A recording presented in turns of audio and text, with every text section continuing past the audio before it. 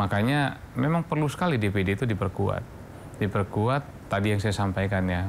Bayangkan 152 senator, 76 juta suara, kalau itu bergerak dengan maksimal, kemudian instrumen legislasinya juga, kemudian konstitusinya juga itu mendukung, maka pasti akan banyak sekali masalah-masalah itu yang nanti bisa dieksekusi, dibereskan sama DPD. Karena pengaduan itu banyak sekali. Pengaduan banyak sekali. Nah, yang saya coba shifting itu di kepemimpinan kami, saya bilang fungsi terkuat DPD dari sisi konstitusi itu yang melekat itu fungsi pengawasan. Tapi saya nggak mau melaksanakan fungsi pengawasan itu seperti ngawasi, nunggu salah. Sehingga nanti kan kalau eksekutif salah, apa namanya presiden atau kementerian atau kepala daerah salah, oh kita teriak. Setuju, justru jangan sampai di belakangnya dulu ya. Iya, justru saya sampaikan bahwa kami akan melakukan fungsi pengawasan sekaligus pengawalan. Nah, dua hal yang mungkin tidak sama. Betul, kalau ngawasi ya pokoknya salah kita teriak. Nah, makanya istilahnya itu saya coba mulai shifting lagi. Kalau dulu istilah parlemen itu kan identik dengan parley. Parley itu ya berteriak, bersuara. Saya sampaikan coba kita ubah deh, kita lebih banyak mendengar. Kalau dulu bersuara, namanya parlemen kan. Makanya kita turun ke daerah, mendengar, kemudian kita perjuangkan. Nah, itu cara-cara yang menurut saya lebih soft, lebih elegan, lebih kena. Nah, sehingga problem-problem yang muncul dari daerah itu betul-betul bisa dibereskan lah. Mengawal itu memastikan agar program-program strategis pemerintah itu berhasil.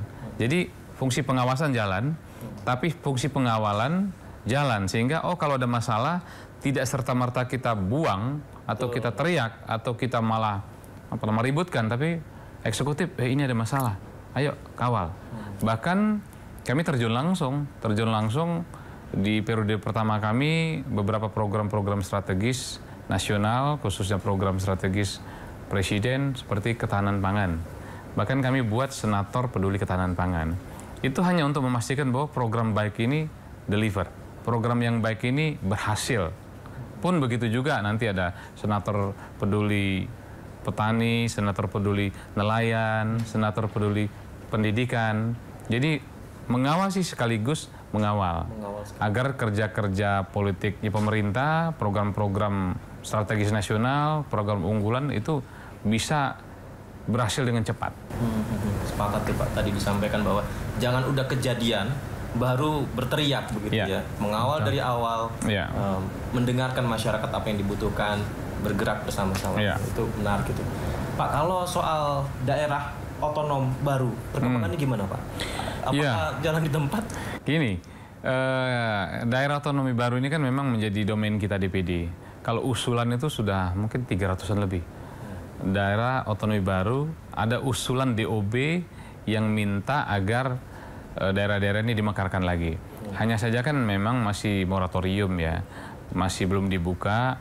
Tapi saya mau mengatakan bahwa mungkin sudah 20 tahun ini berjalan, evaluasinya juga berjalan.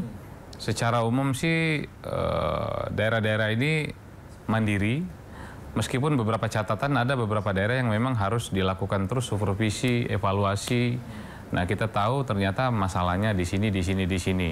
Nah, tapi secara umum begitu besarnya permintaan terhadap DOB ini berarti kan teman-teman daerah tahu bahwa kami bisa menjadi daerah yang mandiri. Karena toh syarat untuk menjadi DOB itu kan jelas bahwa jumlah penduduk, kemudian potensi daerahnya, letak geografisnya, dan lain-lain.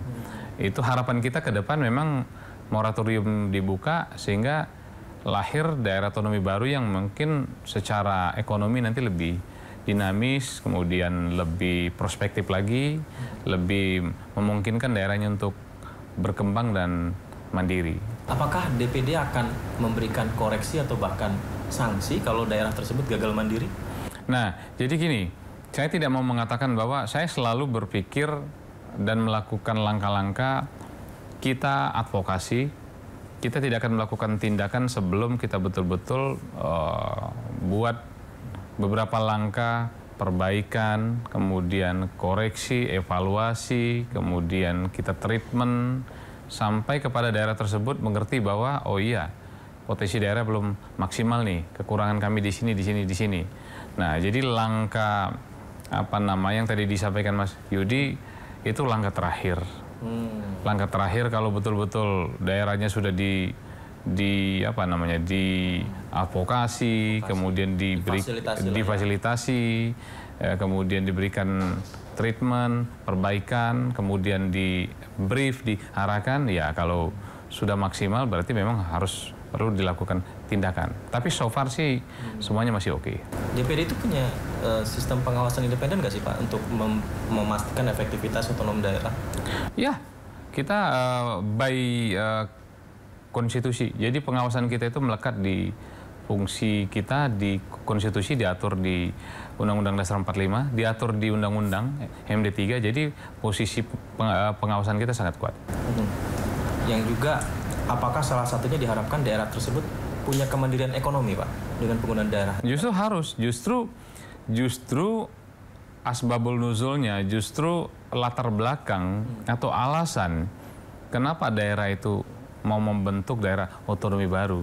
Alasan yang paling mendasar agar secara ekonomi dia berkembang dan mandiri, kemudian rentang kendali antara pusat dan daerah itu makin kecil, kemudian daerahnya bisa memanfaatkan potensi yang ada di situ, kedekatan masyarakat daerah dengan pemimpinnya juga makin dekat, kemudian infrastruktur di sana dibangun. Nah, itu tujuannya kan ya mulia sekali kan. Nah, hanya saja kan memang di implementasinya yang harus kita kawal. Berarti kalau untuk penggunaan anggaran daerah itu, artinya daerah tersebut jangan sampai ketergantungan dengan pusat, Pak. Harus kreatif, itu juga. Yes, jadi itu yang memang kita endorse terus nih sekarang. Makanya di periode kami sudah banyak sekali yang kita mengajukan RUU sekarang. Saya harus sampaikan respect dan hormat kepada teman-teman DPR. Untuk pertama kalinya kolaborasi ini makin nyata. Periode pertama kami sudah 6 atau 7 RUU inisiatif DPD yang masuk ke dalam program prolegnas prioritas. Itu sudah masuk. Di antaranya ada RUU perubahan iklim, RUU masyarakat adat, RUU kepulauan. Dan terakhir itu bagaimana memastikan desa itu berkembang atau daerah itu berkembang, kita usulkan RUU BUMD supaya potensi desa itu nanti bisa bisa dimaksimalkan dengan badan usaha yang dipunya. Gitu. Menarik ini. Program prolegnas prioritas tadi Pak. Udah masuk. Ya. Untuk pertama kalinya. Untuk pertama kalinya program jadi ada RUU inisiatif dari DPD ya 6 atau 7 itu diterima oleh teman-teman DPR dan masuk kepada prolegnas prioritas. Oke, baik. Satu juga yang menarik Pak tentang program, selain hal tadi yang Bapak sampaikan adalah program pahlawan nasional. Oke. Nah, ini seperti apa pandangan DPD Pak? Tapi dijawab setelah jeda Pak ya. Kita jeda terlebih dahulu. Pemirsa, kami segera kembali.